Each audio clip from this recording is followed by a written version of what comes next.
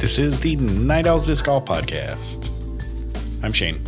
And I'm JP. I almost forgot what I was supposed to say right after that. No, you didn't. Come on. I was like looking at you like, you going to say something? Oh, okay. All right then. So, Monday episode, the official Monday episode. We just released a Monday episode. Mm-hmm. But now this is the real Monday episode. Should I schedule this one first or second? They're both going to come out at the same time anyway. But Yeah. I don't know. Ooh. Whatever. These are hard questions. Yeah. Well, when I get home, I'll think about it. Don't do it too hard, though. Yeah, I won't. Definitely won't. You can see your wife coming out and be like, what's burning? My brain cell. JP's like, well, I'm thinking about which one to post first. I don't know. Okay, so what we're going to do in this one is JP's going to give his OnlyFans, and we're going to talk about a player bag review or a listener bag review. Yeah. So we didn't have... He confirmed it, just so you know. He said it. No. Oh, you're held to it. You got to give it now. Seen that? See how I worked that in there? Man, I'm good. That's not what I meant. That's how I manipulate my children, too. Just my children, not other people's children. I'm not like the guy with candy in a van. Right. Oh, man. Okay, let's move on from that. All right, so this is Brendan Bryant. Yes. He goes by your disc on Instagram. And disc. Disc. Yep. And he does hashtag Mail Call Mondays, where you can send in a disc you get, and he'll post it on Monday. Oh, nice. Discs. Yeah, that you get. Very nice. So it's kind of like our throw hanger flipper. Yeah, kind of. But he posts it. We just talk about it. Yeah. And it's other people's, not his. Right. Cool. I mean, he might throw a disc that he has of his own in there. But Oh, okay. my ear's itchy. Oh, did you get it? Yep. All right, good. That just made me think of something else that was funny. Well, let's share it. All right. I was at the store the other day, and my nipple got real itchy, and I was like, oh, I wish I had some Old Spice. See? Oh, man. It's like, where's that Old Spice? No, I stopped using Old Spice because it made my nipple itchy, remember? Oh, that's what it was. So don't use Old Spice. Don't use. Okay, good. For those of you that don't know, go back to one of the later episodes and we talk about why my nipple's itchy. Just one nipple gets itchy. So the other day I was standing there, so vision this. You'll like this one. So YouTube now. We have a YouTube channel now, Door Disc Golf. So you can see what I look like. Just imagine this. Are you ready? You might want to turn your lights off for this. I was standing at the edge of my bed. I took my shirt off. Okay. Talking to my wife. And just my shirt. Everything else is still on. Just my shirt off. And I'm like, kind of like doing this. Like, so I have my like hands tucked kind of near my armpits, and I'm scratching kind of my sides. And my nipples were itching at the same time. But I decided to tell her that my nipples were itching as I'm scratching my sides, like right underneath my armpits. And she just looks at me, just stares at me, deadpan, like, those aren't your nipples. And I go, I know that, but doesn't mean they're not itching. Like, and then it hit me, like, what my actions were not matching my words. Right. I thought you were gonna say, like, I busted out my after itching, you like moved your thumb so you could itch your nipple and your armpit. No, but that would have been better though. Yeah, that would have been better. See, where are you for times like this? Not in the bedroom. Okay.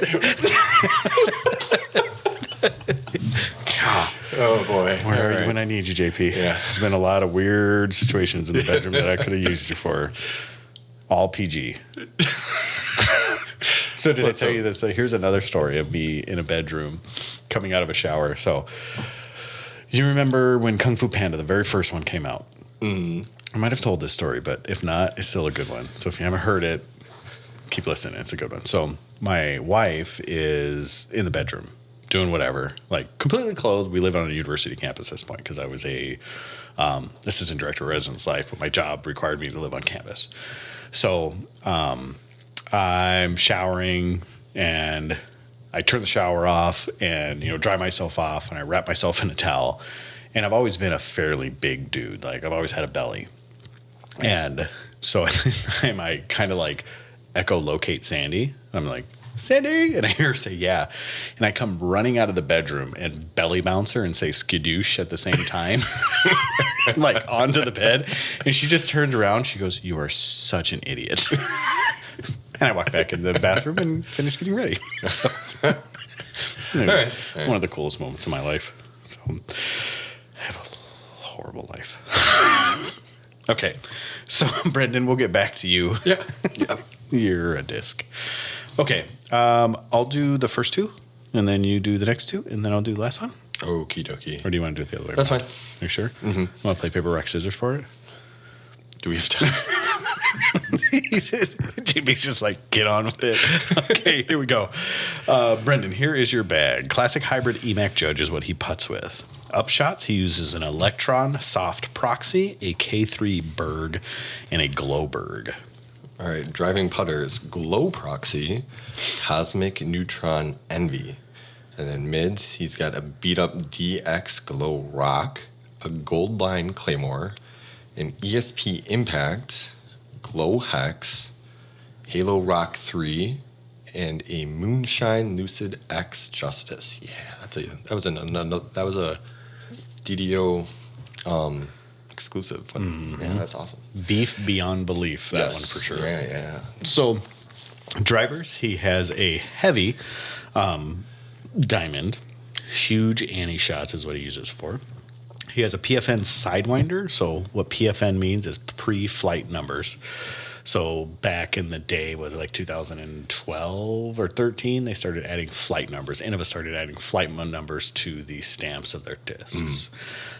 Maybe it was even earlier than that, but they started adding flight numbers. So there's PFN means pre-flight numbers to the stamps. And he uses that Heiser flip to straight. He has a Halo Sidewinder, backhand and forehand drive, so it seems like that's probably one of his main drivers. He has a PFN Wraith, a Nathan Queen 22T Tour Series Glow Wraith, and he uses that for backhand and forehand drives. It looks like a Double G21 Tour Series Halo Wraith. Likes his Wraith. It's good discs. 2019 Sexton Firebird, he uses it for flick rollers, and a 2021 Sexton Firebird. He also has a Fission Wave and an Animus, which is his main forehand disc. Okay. That's a Infinite mold, isn't it? no. It's Thought Space Oh, that's Athletics, right, and it's pretty overstable. Okay. Yep. Okay. So, where do you want to start? Let's just order that we went. Okay. Yeah, that So- sounds good. EMAC Judge. I can't fault you for using an EMAC Judge. It's a judge of another name. It's smaller bead, a little bit shallower, but the flight is exactly like a Judge. So feel confidence in that. But I do like that you have found a putter and you like that's what you putt with. I'm curious, Brendan, if you actually layer your putters. So I wonder if you have 2 or 3 of them in the bag. Upshots, the Electron Soft Proxy, that is fairly flippy, isn't it? Yeah, I was just trying to look up the numbers. It's a minus 1, minus 1.5. I can't really tell right now. But yeah, as far as I know, it's a flippier. Kind of like a Fierce or a Deputy or something like that, right? That. Yeah. Okay. And then he has a K3 Berg and a Glow Berg. So I've thrown a K3 Berg. I've thrown a K1 Berg. I've never thrown a Glow. Is there a significant difference between the flights in a Glow and the other 2 Ks? I don't have a Glow Berg. I have a Glow like Cax or Glow Lots. A little beefier than the standard, definitely more so than a K3. A K3 is like the base plastic, so that's gonna be or closer to like a base plastic. So it's gonna be, that's gonna be done a little faster than the Glow for sure. Yeah, but it's hard for me because I like Bergs. Do they beat in? Like, is there significant change in their flights? Right. Because there's really no flight. Yeah. I mean, like, I love Bergs. Like, I am a huge proponent of Bergs. I like giving people Bergs. I like telling them to get Bergs because they are a amazingly easy disc to throw. Because you're not going to go past the basket.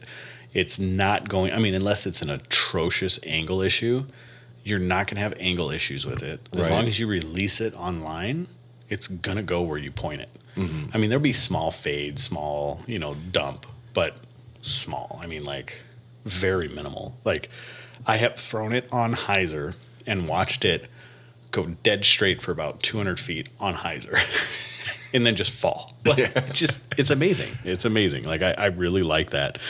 I really like those discs. So the only thing I see here is that for your upshots, I don't see anything that is beefy, kind of that skip, that zone, that tactic, that harp, and I think that's a fairly essential disc in people's bags. Now, if your Bergs act like that for you, but I don't know that Bergs get a lot of movement left to right. Yeah, I don't either. It's just like whenever it's just straight.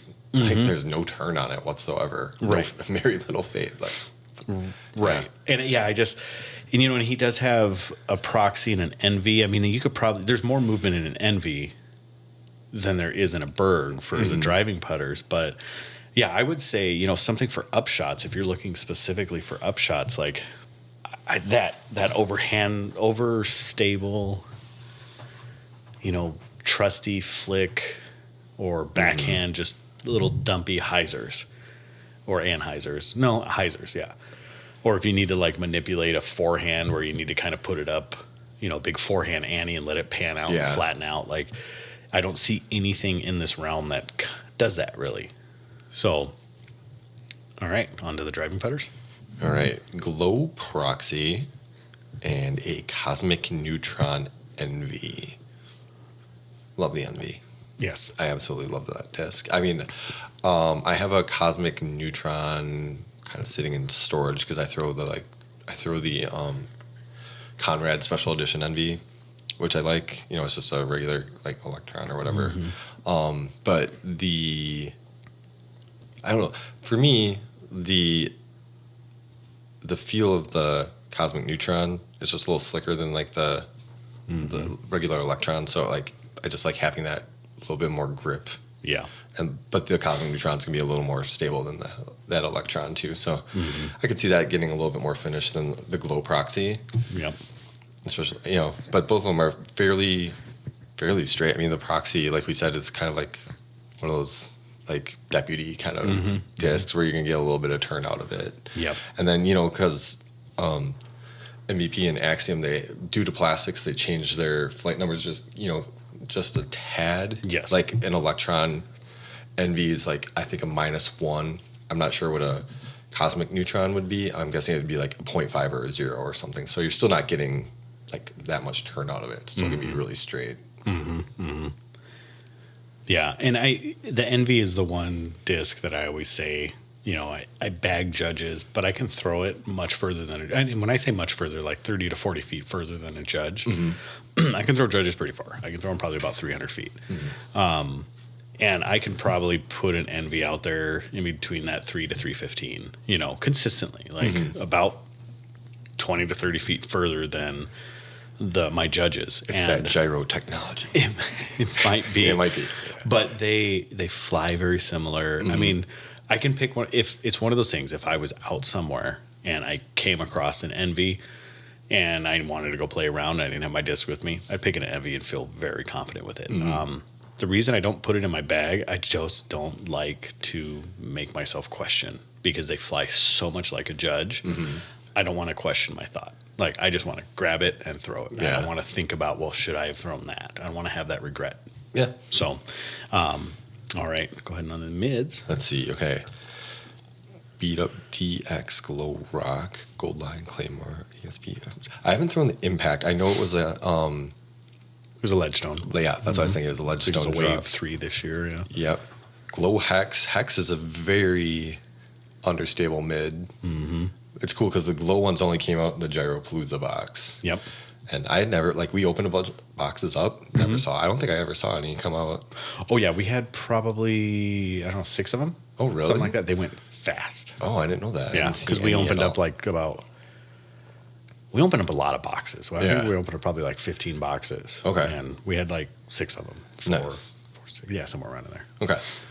Halo Rock 3, nice flat pretty overstable. And then the Moonshine, that Lucid X Moonshine Justice is just beef. Yes. So I think this is a pretty solid, understable, like there's good separation. The impact, I'm not sure like numbers wise what it is, but I'm guessing like if this is going from understable to overstable, it probably falls maybe just around like a buzz. I don't know. Like I'm not really sure what an impact really is. Well, so the Claymore is an understable. It's understable to straight to understable. Yeah. Is what a Claymore Yeah. is. An impact, I think, falls right in line with that. Okay. The Hex is slightly less stable than the Claymore. Right. Like a hex is like a -2, -2, I think. And then, because the uplink is a -3. Yes. Yeah.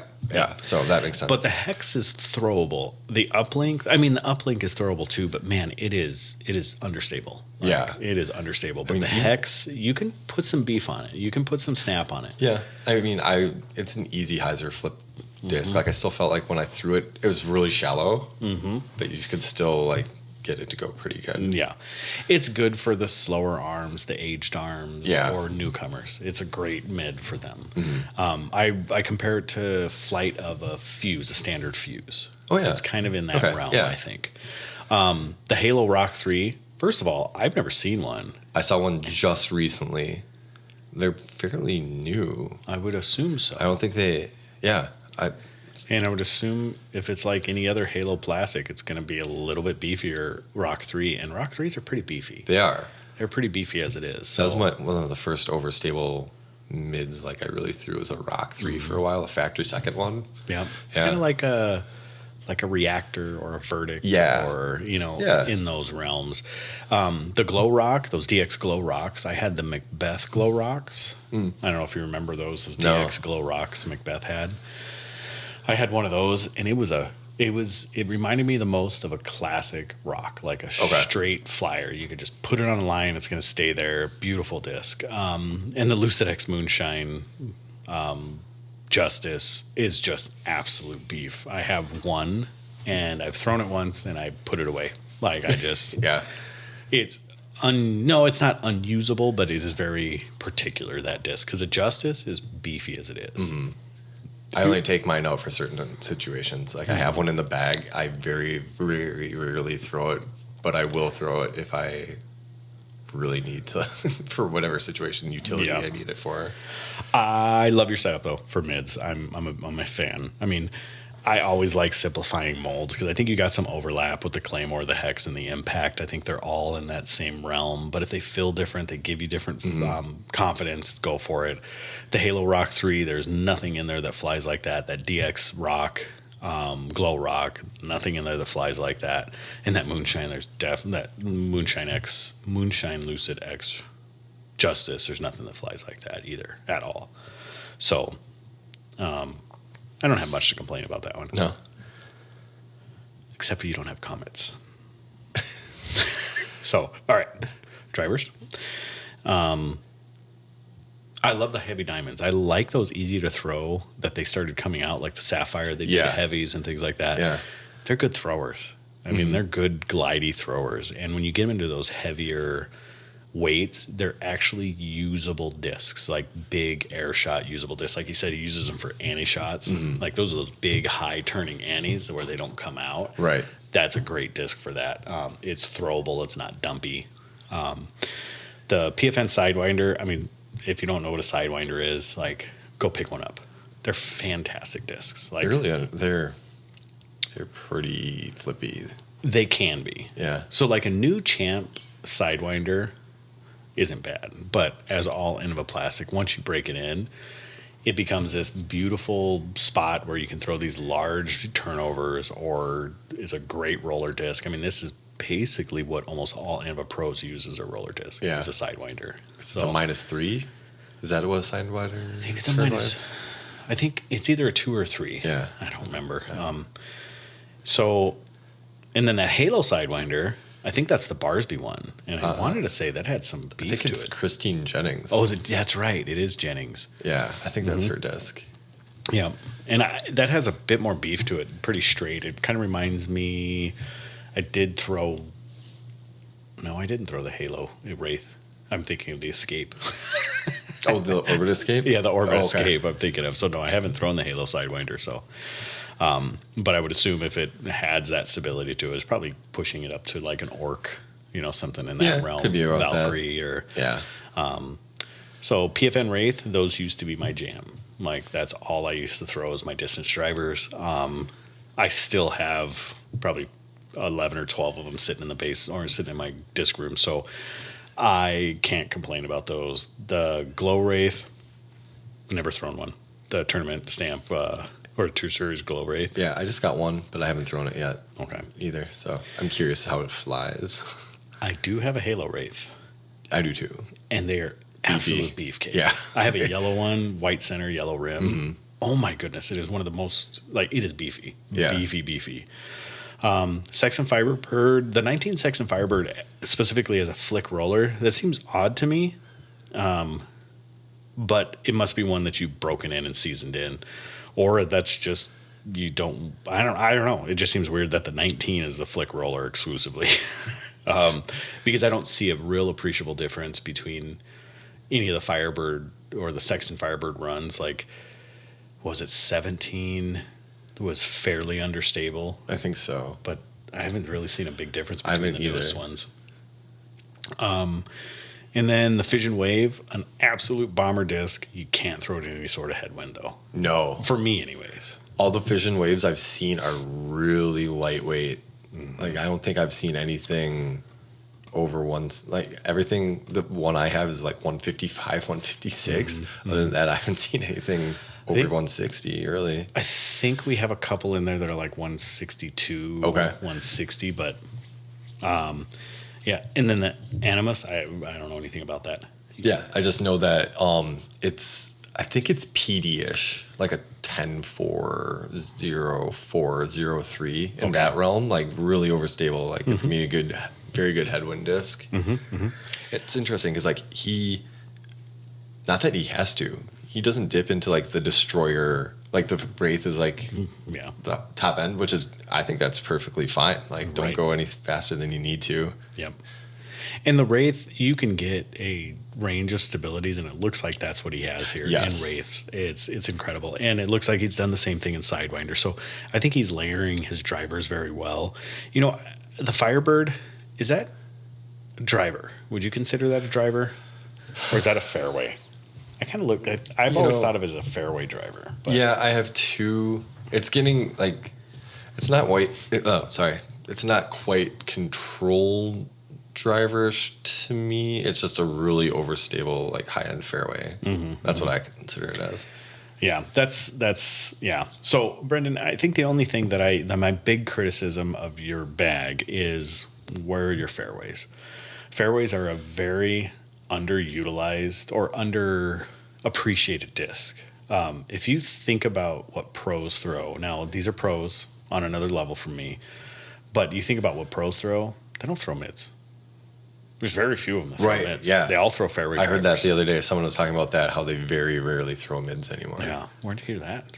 'Cause we gotta give him Gossage, credit. Aaron Gossage, I think, said that. Oh, I have no, I have no clue then. Yeah, it was on another podcast he was talking about it. And I think he mentioned that he very rarely throws mids anymore. It's Yeah. like he's got certain lower speed fairway drivers or whatever that he's using for those, spike hyzers and things like Yeah, that, rather yeah. than using. No, I love mids. I love throwing mids, but man, I love fairway drivers too. But I'm thinking of places like Northwoods. George was talking to me about Northwoods, and he's like, you don't need any wide rim driver out there. He goes, Right. maybe twice you need it out there. Right. He goes, but if you take a mid, put it straight down the middle, and as long as you're landing in the fairway, you're gaining strokes on folks. Sure. So I like that mid and fairway because you don't get a lot of dump, you don't get a lot of kick off of trees. I mean, I've always been a firm believer the slowest disc that I can throw to get it there is the one I'm going to throw. So that's why I have a lot of mids and a lot of, and I throw a lot of putters is because the lowest speed that I can get there, the lowest. Now, I'll use utility discs for wider rims to get them to skip and things like that. But yeah, I just say, where are your fairways? You know, I mean, I guess Sidewinder, the Sexton, Yeah. but But even those are still they're higher still on the end. high end. They're 10, 11s.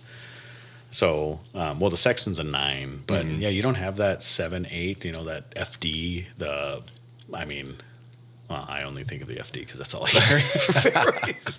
But you know, like Hawkeye. a Maverick, Yeah, or a Hawkeye, yeah, yeah. Hawkeye. There you go. If you're Dawn going anyways. Rebel. Yeah. So, yeah, It's but just something to think about, especially because he says he's a woods player in the Charlotte area. Just getting one of those slower, maybe a disc that you can get a little turnout of. yeah, well, a slower glidey fairway. Well, Yeah. slower than your mids, but a glidey fairway. Or faster than your mids, but slower than Right, your yeah, faster than your mids, slower than your, but it doesn't get you in as much trouble because when those wide rims catch an edge of a tree, they go. Yep. The fairways will go just a little bit less. So I suggest trying to find a fairway that's going to work well, that fits your hand. And some people just don't like fairways. Like some people just don't like mids because of the rim. But yeah, I would check that out. And especially being in North Carolina, like you're playing some woods golf there. Right. You know, and I think MJ's pretty close to you and is a local in that area. And he's known for his, comment shots. Yeah. Like, and he's known for some of his fairway drive. Like, that's what he's known for is those touch, nice shots. He doesn't really throw drivers very often at all. No. So. And then I think the other thing we were talking about too is just getting that overstable or a more stable upshot disc, like a yarn or zone, like you said, something like that. Yep. So, we have a question that came in from Jordan. Oh, Let's do okay. Let's do it. So, all right, Brendan, your _A_disc Yep. on Instagram. Check him out. He does, you said Mail Call Monday. Mail Call I'm Mondays. Hashtag Mail Call Monday. I'm pretty sure that's Yep. what it is. So give him a like, give him a follow, give him all that stuff. Tell him we sent you. Yep. Hope you liked it. So, all right, let's follow it up with a random question. So, directly, I haven't read this yet. It looks like it's a Nico question again. You good with talking about it? All right. All right, here we go. If you were Nico LaCastro's manager, what is your advice for him right now? Your paycheck depends on his success, and you won't quit. What is your recommendation? I think that's smart. So, in this time, what's your recommendation? Wow. That's a brilliant question because it puts you into the point where you have a dog in the race now. Mm-hmm. It's easy for us to say what we said because nothing matters. Right. So, Okay. But the PDGA hasn't, as of now, brought down the ban hammer. yep, right. We don't know when that's going to happen. This is supposed to happen this coming week. Okay. Well, I'm like, Yeah. what do you do? Like, Right. are you going to get the opportunity to play another tournament, or is it this is it? Like, we're doing this, and you're not going to be able to make it to whatever the next. I forgot what the next tournament even is. I don't know. It's a couple weeks. Yeah. One of the next bigger ones. I was gonna say like D-Glow's got to be coming up. It is because it's usually right after the European swing. So, or during it actually, and they moved it so it'd be right after. Oh, that could be. Yeah. Okay. Yeah, as a manager, if you're like riding with them, you'd be like, well, I'm with you.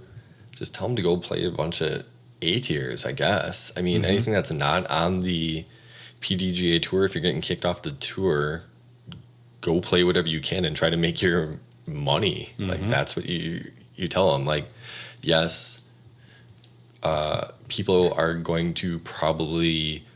You're going to catch a lot of flack. Like, people might not want you in your tournaments knowing that what just happened, what you're capable of. But if that's truly what you want to do, if you want to be out on the road playing disc golf, because that's, I mean, I don't know, but like right now, if that's all you have to go on, just keep doing it. And when you're able to come back, you're able to come back. At least that's someone that's supporting you, right? Like, because at this point, like we mentioned, you might get dropped by Clash. We don't know about Gateway, what the situation is with that. I think there's some family ties there. There's family ties, yeah. And so, yeah, I mean, I just keep grinding, I guess. Right. And then maybe talk some sense into them into some kind of therapy or anger management, whatever it is that, like, he can like blow off some steam or whatever, something. Just he needs somebody to listen to him. Right. Yeah. So my perspective is a bit different. I haven't read Jordan's yet, so I don't want to get ahead. My perspective is a bit different. I think that Nico is Nico. He's built a brand on Nico. I think if I were his manager, I would step up and say, you need to own this, and not this garbage Instagram post that you did. You need to own what you did. You need to step up and say, look, I know I made a mistake. I know I need to suffer the consequences. I'm willing to accept those. And in the meantime, I'm going to go work on my behavior and make sure that my outbursts and my emotion and my passion for this game are directed at appropriate places, not at people. And then just kind of own that and own who you are and take responsibility for what you did. I don't think he's done that yet. He says he's sorry, regretful, but I don't think he's taking responsibility for what he's done. He did not take the time to find that person to say, you know what, man, I am sorry. Has he? Maybe not. Maybe he has. Who knows? But Yeah, I would make sure that would be the number one thing I would be doing, especially while I'm in Europe. I would get ahead of the curve before you go sit in front of the PGA board and say, this is what I'm already doing. And I'm sorry. I'm willing to take anything. I messed up. It's my fault. But also, you know, he can't lose his passion, because if he loses his passion, he's nothing he's done anyways, in my humble opinion. So I think if he loses that fire that Nico has, that love him or hate him, I think that he's going to lose who he is because of that. So, uh-oh. No, it just says, looks like I owe everybody some money. Congrats. Your guy Jordan. won the softest major in disc golf history. Yeah. So, so that's kind of what I would push him to do. And then I would push him to actually go figure out what's the appropriate way to release your anger, because that passion and anger sometimes is just so hard to control. And like that type of action shows passion. But man, it was a horrible choice. Yeah. Horrible choice. And I don't take back what I said in the previous episode. Like, I've lost respect for him. I think there's ways that he can come back out of that, but there has been respect loss out of that. And there's always going to be this feeling that, when is it going to happen again now? So I think he needs to do one of two things. I think he needs to either just walk away from disc golf or try to find a quiet, closet to hide in, or he needs to, and I think this is where Jordan goes. Yep. Okay. So Jordan says he would tell him to lean into it, lean into the bad boy image, start a new company and lean into the bad boy image while staying just barely clean enough to be acceptable, to be accepted. So it's kind of what I said, Yeah. Like be you, do you.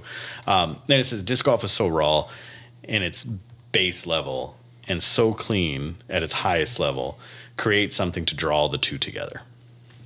So I think what he's saying is that, when we go out and play C tiers, like, people could give a crap. No one cares. No. When you get to A tiers, everybody's in that spotlight and they expect you to be this Payne Stewart, or Jack Nicklaus, or, they don't want you to be, God, why can't I think of his name? Big bearded blonde guy. Daly. They don't want you to be John Daly. They don't want you to be the two young guys that are going at it right now, or they were. Bryson and... No. Yeah, DeChambeau. Yeah, they don't want you to be that, But I think, I've said it over and over again, I think his personality is good for the game as long as there's no victims. Right. Plain and simple. Victimless crimes. Victimless stuff like that. Like even Bradley Williams kicking over a basket. So... Yeah. Give him a slap on the wrist, suspend him for a little bit, have him come back. But unfortunately, I don't think there's coming back from Nico. I really don't. I think he's done if he gets suspended. Man.